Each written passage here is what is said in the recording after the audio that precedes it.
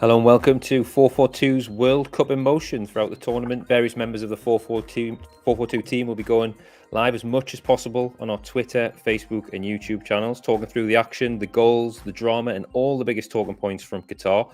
We'll also hopefully be joined by some special guests along the way too. We're now on day 4 of the tournament. Hello to any viewers in Saudi Arabia. Hope you're enjoying your national holiday as granted following your famous victory against Argentina yesterday.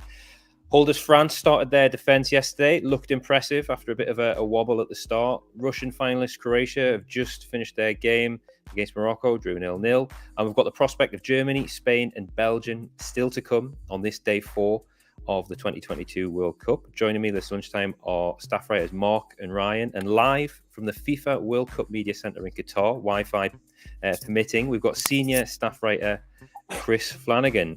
Chris, we'll start with you. You were in the Lusail Stadium yesterday to witness one of the biggest upsets in World Cup history. Tell us about it.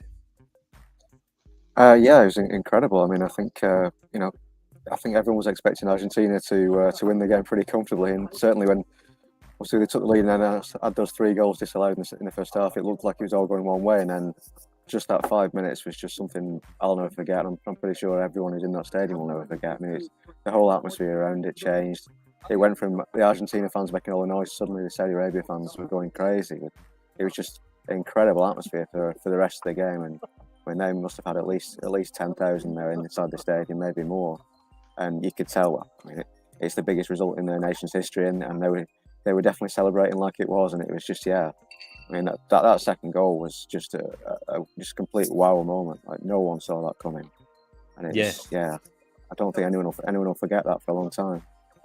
No, I mean it looked and sounded amazing on television. So inside the stadium, it must have been incredible. That's where the final's going to be. You were watching it from the press box. What was the sort of reaction among the people around you? I'm assuming you were surrounded by some South American broadcasters, some Saudi Arabian broadcasters. Could neither set of broadcasters believe what they were seeing? Yeah, I mean, I think it's it's an 80,000 stadium. I think pretty much the entire 80,000 couldn't believe what they were seeing. Really, it was just like I say. It wasn't the fact that there was no hint of that coming in the first half whatsoever, and then in 5 minutes, just incredible. And yeah, I mean, it was so loud. I mean, like you say, we were in the press box, kind of the top tier. And it's a very impressive stadium. It's a huge stadium. So I can imagine again for the final and the games up until then, the atmosphere will continue being great there. But yeah, it's to have like so many Argentines in there making a lot of noise from the start, and then all the Saudi Arabian fans coming to life. It was the 2 sets of fans. That was easily the best atmosphere of the 4 games I've been at so far. Yeah, it's incredible. Yeah, so you've been to 4 games already. You've been in Qatar 3 or 4 days. Just give us a flavour of what it's like. The weather, the food, your accommodation, the atmosphere outside the ground. Fascinated to hear how it's all going. Yeah, well, I mean, obviously, during the day the weather's pretty hot, but I guess the good thing is that most of the games are at night, which is obviously once it gets past darkness, it gets a reasonable temperature. And actually, once you get inside the stadiums, even during the day, they've got the aircon on, so I even had to put a coat on, so so it's certainly not a problem for the players or anything in terms of heat, which hopefully from England and Wales' point of view will help. But yeah, so I've been staying in sort of an apartment village for the first 3 days. I think they only actually opened it, the whole facility like 2 weeks ago. New buildings and everything. So it's still, you can tell it's pretty new and still a bit rough around the edges in parts, but still very, very nice, and no problems really. There's aircon there and everything, so it's all different fans from 32 countries all in one little village on the outskirts of the city in this apartment box. And they put kind of shuttle buses on to all the direct to the stadiums, direct to the metro and stuff like that. So actually, from that point of view, it's been pretty good. tonight I'm going to go to the infamous Porter Cabins village, which might be a little bit different. We'll have to see. As long as there's aircon, it'll be fine. I believe there is. So, Oh, well, good like I luck. say, even during the evenings, it's not ridiculously warm. It's still reasonably, but say it's tolerable. So, but yeah, I guess it's obviously with 32 sets of countries, supporters in one city, it's been a bit manic. You know, Yeah. wherever mean, you go, there are thousands and thousands of people going all over the place. I was going to yeah, ask about that actually, Chris. Obviously, this you've done other tournaments for 442 before. How does this compare to something that you've done before? Given that the entirety of Qatar is smaller than Yorkshire, and this is all like in a tiny, tiny amount of Qatar. How does this compare to say, the last World Cup, the last couple of Euros? What's it like? Well, very different. I mean, I guess the real contrast is obviously the last World Cup being in Russia. So obviously, you might get two sets of fans in a city, but the other 30 countries are all hundreds, maybe thousands of miles away. So you didn't tend to see everyone all in one place. And for that, I remember I went to Rostov and Volgograd in the south of the country, which on a map looked quite close together, but it took 23 hours on a train to get between the two of them. So you don't have those issues here. It's you can get a taxi in half an hour here if you wanted to the next stadium. And it's obviously allowed me to go to 2 games a day, which has been you don't get this. You wouldn't be able to do this at any other tournament, so that's been great. Yeah. Is the country coping well with all the fans who've descended on Qatar and Doha? Because that was an issue, a bit of a worry, wasn't it? Would the transport structure be able to ferry everyone to all the stadiums? It seems to have been okay from my experience so far. I mean that there are some queues to get on buses after the games and stuff, but I guess you're probably going to get that at most major tournaments anyway, really. So they've certainly put an awful lot of public transport on. Like I say, they direct the public transport to all different places, the centre of the city, to various apartment villages, etc. All these different places, these little villages that fans are staying in, they've all got direct bus shuttles too. So actually, it's not been too bad from that point of view. And I wasn't sure whether it'd be traffic chaos with having 4 matches a day all in the same city, but actually, it's not been too bad either. So yeah, actually, it's not been too bad from that point of view so far. Good. And tell us about the games that you've been to. Obviously, you were at the England game, you were at Argentina, you were at France, Australia last night. Tell us about those and how they differed. Did they feel the same, or were they markedly different? Certainly, the France-Australia game was quite a contrast to Argentina-Saudi Arabia in terms of atmosphere. It seems noticeable that probably the biggest supported countries are Mexico. There seem to be thousands and thousands of Mexicans here, way more than they must have an allocation for tickets. There are a lot of Argentines, obviously a lot of Saudi Arabians, given that it's nearby. There seems to be a lot of Japanese here for this game here today. Not quite as many Europeans. Obviously Wales have brought quite a lot, but normally tournaments are a little bit more dominated by European fans. That doesn't seem to be quite the case at this one. So France-Australia last night, there weren't that many. I mean, they maybe still had like 5,000 each, but it didn't dominate the stadium in quite the same way. And there was still quite a lot of kind of empty seats. So I think at a few games they've announced the official attendance is basically being the capacity. There's been a lot of empty seats each game, particularly the France-Australia game last night. So there were definitely times during the France game last night where there were complete lulls in atmosphere. I guess there's only so many locals who can fill the gaps in these games, and with this 4 games a day, they can't go to them all. So you're probably going to get this for a few games. I'd be interested to see what it's going to be like here today at Germany v Japan. It might be similar. We'll have to see, I suppose. But certainly, once the Mexicans or the South Americans get involved, it's a lot louder. You're heading off to Germany, Japan very soon. Tell us about your plans for the rest of the day and for the rest of the week, and some of the content that you're going to be putting up on 442.com. Yes. So, like I say, I'm at Germany, Japan now, so I'm going to head to my seat in a few minutes. I'm going to write a piece for 442's website after the game, and obviously I'll keep putting stuff on Twitter and Instagram, etc. from the games, of kind of hopefully giving people a little bit of a flavour of what it's like to be here. And obviously attending press conferences as well, seeing what managers have got to say for themselves after these games. Obviously, it was pretty humbling for Lionel Scaloni yesterday after the Argentina defeat. And then this evening I'm going on to Belgium v Canada. Tomorrow I've got Uruguay against South Korea, then Brazil against Serbia in the evening, and then on Friday it's Wales against Iran and England v USA, and then I head home at the weekend. So yeah, 10 games in 5 days, which I'll be pretty tired at the end of it, but it's a great experience and well worth doing. So yeah. I bet, yeah, that's interesting. Is the press conferences are they all happening at the same place? Are the managers ferried into the media centre, or do you do those inside the stadium? So we do them in like a press conference room inside the stadium. Yeah, so they ferry them in about an hour after the game. There is a central media place in the middle of Doha as well, where they do quite a few pre-match press conferences there. Actually, when I went there the other day to just collect my accreditation, I fortunately happened to be there when Deschamps and Hugo Lloris were doing France's pre-match press conference, so I snipped in for a few minutes to see that. So it's and obviously they have all the translation things there for everyone.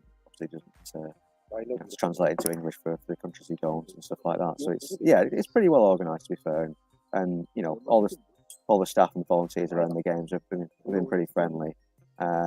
Actually, from that point of view, it's probably a little bit better than, for instance, Russia, were maybe not naturally so friendly from the volunteers and stuff. But here, it's people are trying their best to help us, even though obviously it's a big a lot of people in it all in one place, and it's a lot for them to organise. Yeah. Okay, sounds good. Well, thanks for joining us, and we'll let you head off to today's lunchtime game, and we'll look forward to some of your articles coming on the website in the next 24, 48 hours. Enjoy it all. We're all very jealous. No prediction, Chris. Give us a prediction for Germany, Japan. I'll say 2-1 Germany. Yeah, I'll go with that. Yeah. As long as it's not 0-0, we'll take. Yeah, we'll take that. I've missed the 3 0-0 so far, so that's hopefully that's good omen. Good. Brilliant. Okay, speak to you soon. Cheers, Chris. See you, Chris. Yeah. There he goes. Off to Germany versus Japan. Very jealous. So, lads, let's. That is, 3 0-0s in 24 hours. Not great. Mark, you've just posted a story on 442.com. Why are there fewer goals at this tournament? Tell us. Well, there are competing theories about this, Catch, and I think the first one is obviously one of the biggest talking points in terms of the football at Qatar is simply that it's such a congested schedule. I mean, we heard Chris saying that there are 4 games a day and he can make 2 of them. The fact that teams now are coming into this tournament having played half a season, had a week break, and now having to face games every 4 days. The intensity is reduced, obviously. I think we've seen that from the England-Iran game, that obviously England went 4-1 up and then decided to just make a quadruple change, take off Saka, take off. Obviously, Kane came off a little bit later. So yeah, the intensity is down, but also I think one of the big factors in the goallessness of this tournament is simply that defences are on top. France were pretty boring last time out in Russia, and actually set a template of how you can win the tournament by having a well-organised defence and difference makers in attack. Southgate has been very honest about how he's trying to follow that template. Maybe a lot of other countries are too, because it's easier to organise a defence than it is to try and get a well-oiled, fluid attack.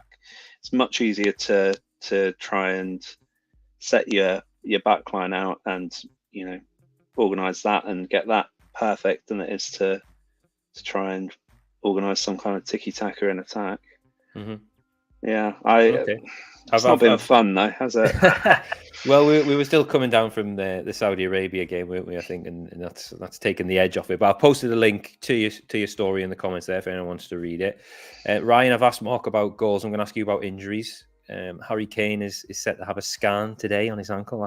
That's immediate alarm bells, isn't it, when you hear the word ankle and Harry Kane in the same sentence.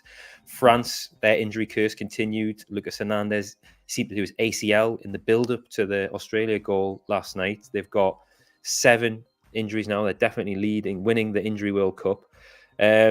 yeah, talk us through that. Harry Kane and more injury row for France. Yeah, it's a little bit ominous that Harry Kane ankle scan, because obviously he's had such big history with, I think, that specific ankle as well. So when you saw him go down injured against Iran, it was yeah, it wasn't the best sign. And then obviously he was off limping in the media centre after and had strapping on his ankle. Now he's getting a scan. It's a bit.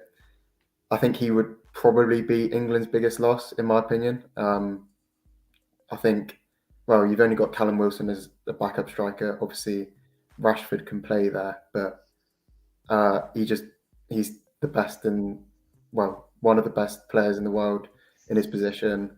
England rely on him. He's the captain. Missing him would be a very big blow. I think England could afford to to lose maybe any other player, and you've got a good replacement all across the pitch, but Kane's probably the only one that we're struggling to find the replacement as good as him. Well, Callum Wilson, give him He's his good. due. He's good, but You're telling a Newcastle fan this. Come on. No disrespect, he's not Harry Kane, obviously. So He's not, but he can score goals, and that's what he's there to do, back up Kane. If Kane's not there, Wilson. So yeah, I think that's a good point though, Ryan. That actually Kane offers what nobody else does in the squad, in that he assisted twice against Iran, and he is that kind of striker.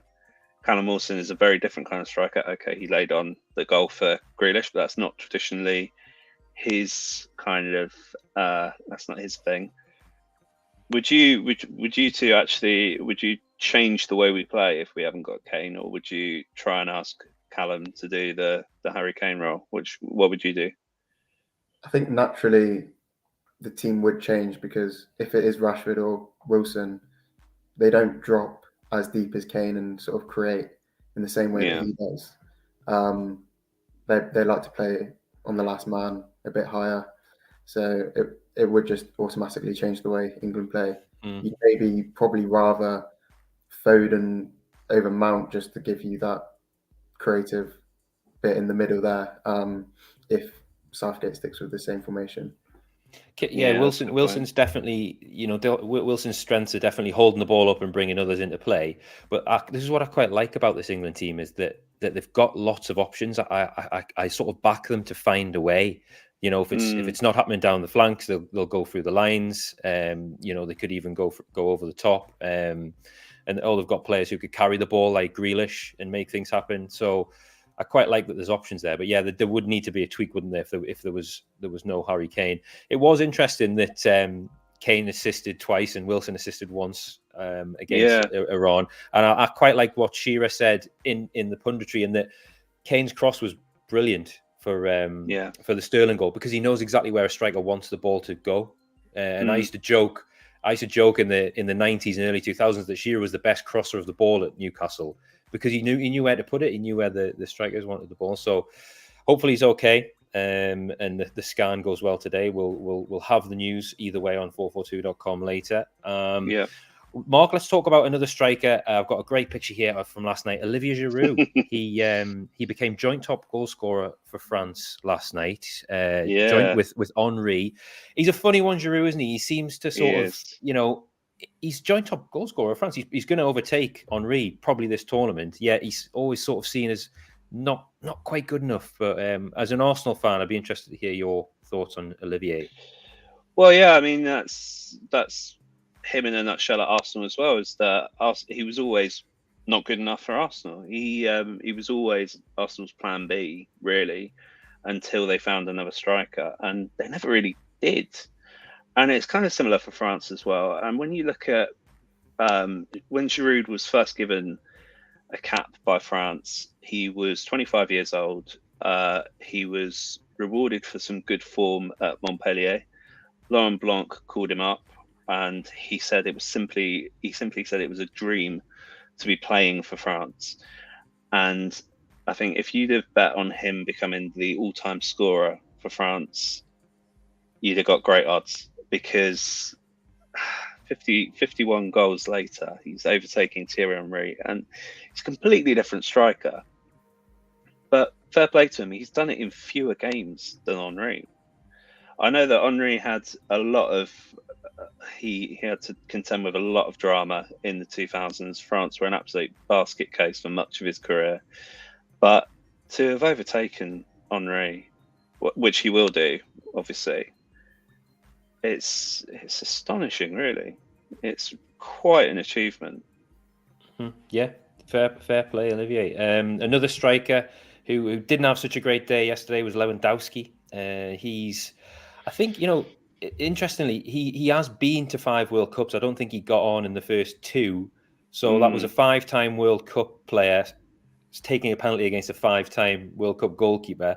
Uchoa saved it. Ryan, Lewandowski, it's sad, isn't it? He's choked again, hasn't he? He's never scored at a World Cup. Yeah, I mean, it sounds strange saying it, but he almost is crumbling under the pressure of carrying Poland.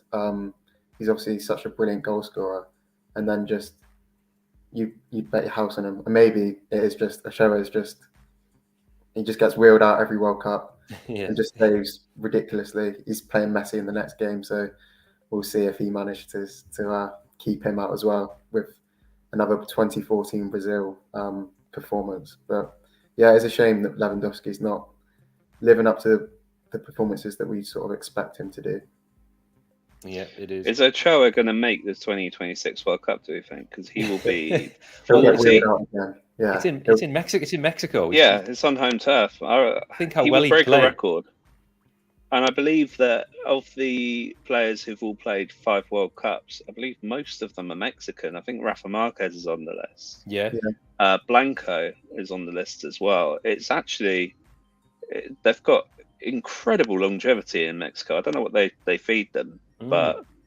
Well, tacos, I guess. But Tacos, it's... burritos. Yeah. Fair play. That'll be an amazing story, making it to 2026. We'll look forward then to today's game. Ryan, we got pretty tasty game actually in half an hour. Germany v Japan. What are you looking forward to in this game? Would you say that's the pick of today's games? I'm actually quite looking forward to Spain, Costa Rica as well, because I think both games will just give a good indication of where both those two teams are at. Because obviously they're favourites to get through the group, but one of Costa Rica or Japan could surprise us. I think Japan in the 2018 World Cup nearly beat Belgium and just bottled that 2-0 lead. So it'd be interesting to see if they could maybe pull off a result against Germany. And then Costa Rica, obviously in 2014, got through a group of England, Italy and Uruguay. So they're prone to a good upset or two. So it'll be interesting, both those games. I've noticed that this tournament, the European teams just don't seem to have the same intensity as all the other nations, really. Like Morocco today, they seem to be sprinting everywhere. Saudi Arabia, Mexico, they've all just got some intensity that the European teams seem to be struggling to match. And I don't know if that's because of the heat or the seasons that they've played so far. But yeah, it's interesting how it's panning out at the moment. Could be an acclimatization thing. Yeah, interesting observation. We should mention as well, we've got an exclusive Joshua Kimmich interview in the current issue of 442 magazine. I'm going to read a quote from that interview from Kimmich. He says, "The expectation in Germany is always high because we have a lot of quality, but we haven't played well in tournaments, and it wasn't just the last World Cup, but the Euros last summer too. Dealing with the after effects is hard. I found it really tough to get over the last World Cup, thinking about the disappointment. We had brought people, but we have a different team now, especially from 2018, and a new coach. We have to think again. I don't have countless opportunities to win a World Cup, and I know this. I don't want to miss out on that trophy." That's Joshua Kimmich interview in the current issue of 442. It's interesting that, Mark, isn't it? This is a 27-year-old saying, "This is one of my last chances to win a World Cup." Yeah. I mean, he obviously wasn't there for the 2014 victory, and I think he realizes as much as anyone that football goes around in cycles, and that Germany team of 2014 was something really special. I mean, Klose was aging, and that was his last chance. You had the likes of Schweinsteiger, Khedira, who didn't actually play that much. Philippe Lahm, Mertesacker, Ozil, and how long does Germany have to wait until they get another team that good? I mean, Kimmich is obviously a great footballer, but yeah, it might be another 4 years until they get a team that is quite that dominant again. So, and will Kimmich be in the team when he's 31? I mean, you'd guess so, but there's no guarantee, is there? There's no guarantee at all. He could be injured. Yeah. In the tournament, so. Yeah. I'm going to ask you for both your prediction for this game, but first we have someone else make a prediction. Our resident prediction cat, Mystic Here she Mob. is. This is Rosie. Yeah. Right, I'm going to play this clip. This is Rosie's prediction for Germany v Japan. I'm not sure if there's any audio on this, Mark, but we'll play the clip. We'll let the images speak for themselves, and then you can tell us what we can break down our prediction afterwards. Here we go. Okay. So yeah, we've got the Japan draw Germany. Yeah, that's Licky Licks, by the way. I don't know if that's a brand. I was going to ask what that substance was. Yeah, it doesn't look particularly appetizing, but she loves it. She's gone. And she's emphatically went for a draw. Yeah, okay. I mean, so far she has not covered herself in glory, have you? She went for Qatar to beat Ecuador. She went for Australia to beat France, and she said that Mexico would beat Poland. So she has 0 out of 3 so far. And given how, since we've been working from home, she's been my intern, I thought that more of this would have sort of seeped in. I mean, she's met the likes of Gaika Mendieta and Aaron Ramsdale. She's been on video calls for that, and it's all just gone over her little furry head. Maybe we have to introduce a new pet into the prediction league. Maybe my hedgehog. It's named after Newcastle centre back Steve Howie. I might get Howie to do some predictions. See if he can do any better, and we'll get them playing. He can't do any worse. I mean, give me a filthy look now. Yeah, great. What about you guys? Predictions for Japan v Germany? Ryan, I think it a convincing 2-0 Germany victory. But I'm just hoping it's not another 0-0. Mark? Yeah, I'm going to say unconvincingly convincing. I think Germany have a habit that if they win and they look dreadful, everybody still says that was ruthlessly efficient from the Germans. That was. So I'm going to go with one of those. I think, Ryan, you might be on the money with that 2-0. But given that it's Germany, it's going to be a 2-0 where they have 2 shots on goal and control the ball for 80 minutes, but don't do anything with it. So yeah, I'm going to say that. Okay, I'm gonna go for an efficient German 3-1 victory. 3-1 goals. We need some goals, don't we? We've got after that Spain v Costa Rica, 4 p.m. live on ITV. Player I'm looking forward to seeing is Gavi, La Masia regen, just another pass and move midfielder off the conveyor belt. He's already got 50 appearances for Barcelona. He's in double figures for Spain. What can they bring, Ryan? What do you think? What do you fancy from Spain at this tournament? It's interesting because it's such a different team to what we expected, what we used to of the 2010 team, and then you still got Sergio Busquets just still in the centre of midfield. I think they should easily beat Costa Rica, but like I said earlier, Costa Rica have upset a few times before. I think just that Spain team is really young, really quite exciting. Their attackers are also quite interesting with Ferran Torres and Dani Olmo and players such as that. And then also, even in goal, David De Gea is just a bold call from Luis Enrique, but he has his players he trusts. And I mean, he got to the semi-finals of the Euros with Pedri, who was 18 at the time. He's a bit older now. Gavi's there now. So it'll be interesting watching them, I think. Yeah, definitely. But Luis Enrique has been saying he's absolutely loving the added-on time that we've seen at this tournament. The referee in the morning game here, he added a measly 2 minutes in the first half, and then only 6 after in the second half. Interesting Stands for as a slipping. yeah. It's Canada v Belgium. The referee is Gianni Sikazwe, who you might remember caused a stir in January with an on-pitch mistake at the African Cup of Nations. He blew the final whistle before the 90 minutes was up twice. I think it was an honest mistake, I hope. But yeah, he's got this game. So is he going to go the opposite direction and add loads of time on, or it'd be a bit of a shock if he did it again, wouldn't it, Mark? I'm hoping he calls early Yeah, again, and that's his trademark. Just to completely counteract all the added time we've had on. He just decides, nah, I'm gonna call time on 75 minutes. Well, enough of this rubbish. That should be an interesting game, shouldn't it? Belgium against Canada, because given how good the USA were the other night in the first half against Wales, given that Mexico were, like Ryan said, that Mexico were very intense yesterday, Canada is supposed to be better than both of those teams. So, given how we don't know what kind of Belgium's going to show up, this should be an interesting game.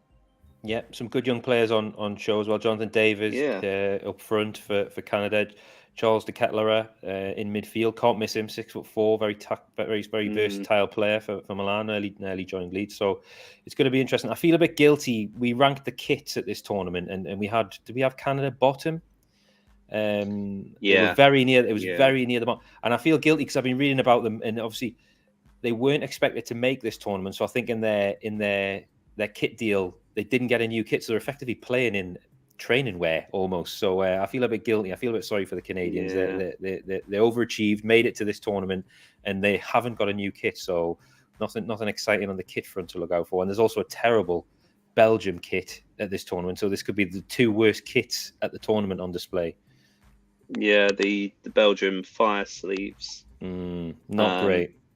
My sister's gone to Bruges for the weekend, and I told her to keep an eye out for the fire sleeve kit. So I don't know if she'll come back with one if she's a fan of it. But yeah, one of those is so terrible it could be a collector's item in 20 years. You never know; it could be worth something. Okay. Maybe if Belgium win the tournament. Yeah. You never okay, know. lads.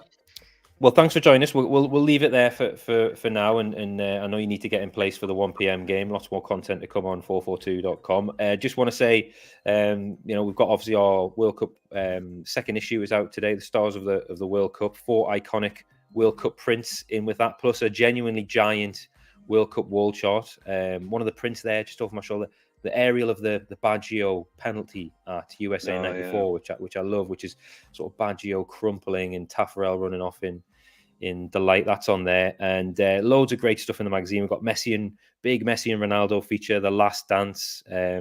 We've got Mbappe features, Neymar features, the context of their World Cups.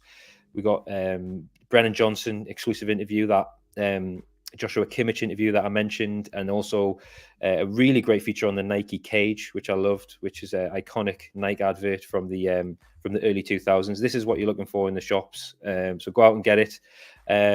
Mark, Ryan, you're working very hard on the website. Ryan, can you give us a flavour of some of the stuff that's gone up today and what you're going to be putting up later on today and throughout the rest of the week? Well, I'll be covering the. I'm not working at the moment. I'm doing the Spain, Costa Rica, and Belgium, Canada games. So I'll be picking up on a few interesting little stories. I wrote about this attendances being announced over what the actual capacity of the grounds are the other day. So I'll be picking up on a few interesting little quirky stories like that you might have missed or you'll be interested to know about. But Mark, I know you've been busy today and will be during the game. Yeah. I mean, not that there was much to talk about in the Morocco-Croatia game, but there was quite a fun little delay as the referee failed to. He couldn't find one of the Morocco players basically, and then Sofiane Amrabat very sheepishly trotted out for the second half, which was good fun. Ryan, I know you wrote about the Kane injury the other day, so we'll be We will be all looking out for that today, I think. Yeah. Crossing Keep an eye on fingers and Fingers crossed. Okay, lads, keep up the good work. Work rate unmatched. Thanks everyone for watching 442's World Cup in motion today. Keep your eyes peeled for more of these during the tournament. We're going to try and go live at lunchtime on our Facebook as much as we can over the course of the World Cup. So keep your eyes peeled, and we'll be talking about the big discussion points of the day. And obviously, don't forget to visit 442.com, where we'll have regular World Cup stories, daily quizzes that Mark's putting together, breaking news, and loads more. Follow us on social media. We're at 442 on Twitter and Facebook, and we're 442 UK on Instagram. And like I said, our Stars of the World Cup issue is available in shops now. It's got that giant A1 World Cup wall chart. It's the second of our World Cup issues, and it's on sale now. So yeah, thank you, Ryan. Thank you, Mark. Thank you, Chris, who's not here, who joined us live from the Qatar Media Centre. I've been Matt Ketchell. Thanks for watching, and we'll be back soon with another edition of 442's World Cup in motion.